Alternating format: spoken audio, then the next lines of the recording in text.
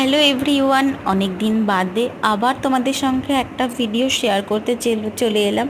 ভিডিওটা আমার ছেলেরই ভিডিও, চলো তোমরা দেখতে থাকো।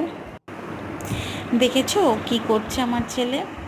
আটার ডাব্বাটাকে নিয়ে আটাগুলোকে সারা গায়ে মাখছে। আটা নিয়ে কেমন খেলা করছে দেখো।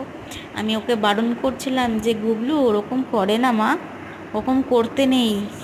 আর ও কে কার কথা শোনে, ও সেই আটা নিয়ে খেলেই যাচ্ছে। আর ওর অবস্থাটা দেখো না একবার কি হয়েছে, পুরো সারা গা হাত পায়ে পুরো আটা মেখে একসা হয়ে গেছে।